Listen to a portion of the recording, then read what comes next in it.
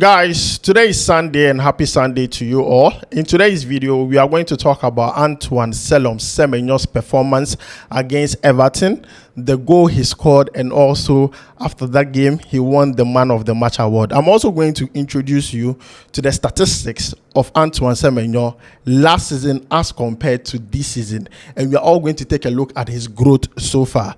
We're also going to talk about Tariq Lamptey. Tariq Lamptey yesterday played against his former club Chelsea, performed so well to the extent that in that game, he created a record for himself at Brighton and Hove Albion. Not only that, he also walked away with the Man of the Match. We are going to discuss that.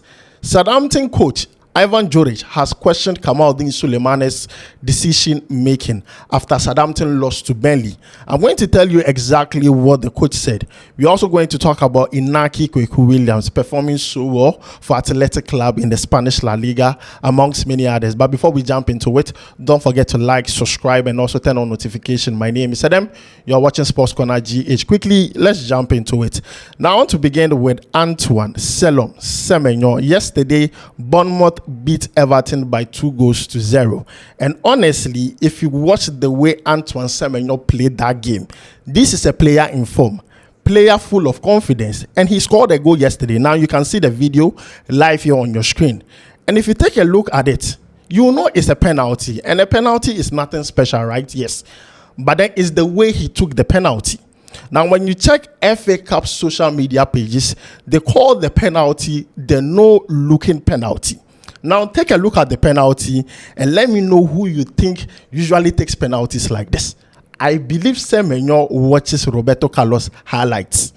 The shot, the precision, the confidence to play this penalty this way, the no-looking penalty, that is wild, because he was not looking in any direction. His head was down to play this particular penalty. He nearly teared the net. He almost teared the net because the shot, the power in the way he played that penalty was so good, was so good. And if you go on social media, everyone is talking about this. Semenyo, after the game, took the Man of the Match award, and he was rated 8.6, the highest on the pitch. Now, let me take you through Semenyo's last 5 games, the statistics. He scored 3 goals and gave 1 assist so far. This is a player on form. I get why Liverpool and Arsenal are looking at him and they see him as a potential player to be on their team, to replace their star player, or a player who can impact games for them. So Semenyo is performing very well. Now, let's compare Semenyo's statistics from last season to that of this season. Last season, he scored a total of 8 goals, 2 assists in 36 matches. 8 goals. Let's look at this season. This season, he has scored 9 goals, 4 assists in 26 matches. The season has not ended. They are still in the FA Cup. And I believe that Semenyo is going to surpass. He has already surpassed, Semenyo is going to do more. Yes, let me put it in that way. Semenyo is going to do more because he has already surpassed what he did last season. And I'm happy for the player. We are nowhere close to the end of the season. And Semenyo has already surpassed what he did last season. This is a player on form. Semenyo is doing extremely well. And guys, let me know your thought about it. But I have only one message for Semenyo. You see the way you have form, the way you are performing. Come into the national team and do exactly the same thing. That is all we have asked from you. Simple as ABCD. Now, let's talk about Antoine Semenyo's transfer update. Now, according to several reports, Chelsea are willing to table down 42 million euros to sign Antoine Semenyo for Bournemouth. Looking at his performance this season, Enzo Maresca believes that he is the player that can compete with Nicholas Jackson for that particular number 9 spot, or can come in and play as a winger. Let's not forget, he plays right wing, left wing, number 9. So he's a versatile player for any club he decides to sign for. Now, Chelsea has joined the long queue of teams that have already registered interest in Semenyo, the likes of Arsenal, Liverpool, Newcastle United, Tottenham. The question is, if you were Semenyo, or if you were to advise Semenyo, which club would you tell him to go to? Let me know it down below in the comments. Let's move away from Semenyo and talk about Tariq Lamptey. Tariq Lamptey is the real definition of Gezere Bayaruba. If you understand Hausa, then you know what I'm saying. Gezere Bayaruba. A short man is not a boy.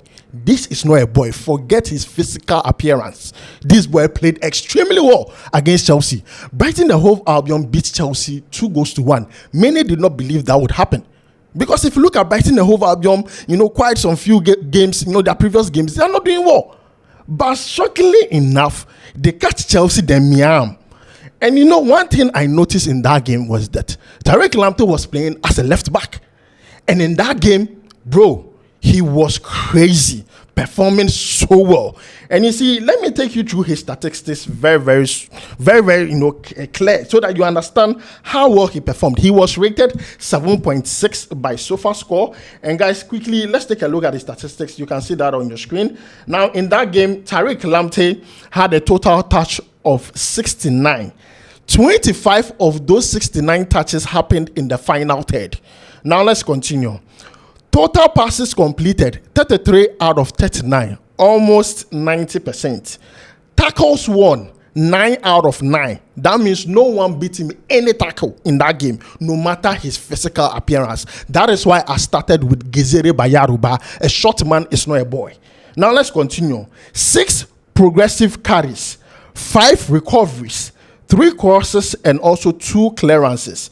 Now, after the game, he was adjudged the man of the match. And I talked about a record he was able to set for himself. Now, he had the most tackle by any Brighton player in any game since April 2023. Guess who is the other player who had, the same number of tackles like Tariq Lamptey? It was Moises Caicedo. He also played against Chelsea during his days at Brighton and Hove Albion. And Tariq Lamptey has replicated that. So currently, 9-9 record has been set. Tariq Lamptey is a very good boy, good player by all standard, and I'm happy that he was able to switch nationality to play for Ghana. This is a talent we have on our hands. Yesterday, he was a beast. He was in beast mood, performing so well. I was like, wow, this is the Tariq Lamptey I'm talking about. If we have this kind of player in the team, trust me, the World Cup we are going, I'll show you 2026. If Tariq Lamptey would be performing like this for us, it is possible. I'm telling you, it is possible. Now, let's move away from Tariq Lamptey and talk about Kamaldeen Sulemana. Now, yesterday, Southampton lost to Burnley by 1-0. Under normal circumstance, you'll be looking at Southampton and you'll be asking yourself, why did they lose to Burnley? Because it's an FA Cup. You are playing against a team that plays in the Championship. But then after the game, the Southampton coach had a lot to say because he was not happy about something Kamaldeen Sulemana did in the game. But you see, I watched that game and understood what the coach was saying. Kamaldeen Sulemana was doing almost everything right. But if you and I know the problem Kamaldeen Sulemana has, it is his decision making, especially in the final third. What he does with the ball when he gets to that 18-yard box or when he has the opportunity to score, he will fumble. But aside that, his dribbles, his one-on-ones and everything, he's going to do that for you. Now, this is exactly what the coach said. You can see that on your screen. Let me pull my statement out very, very quickly. Now, the coach said this. I'm going to read it out. He says that he did some really good things. I think he's a little bit impatient at the moment.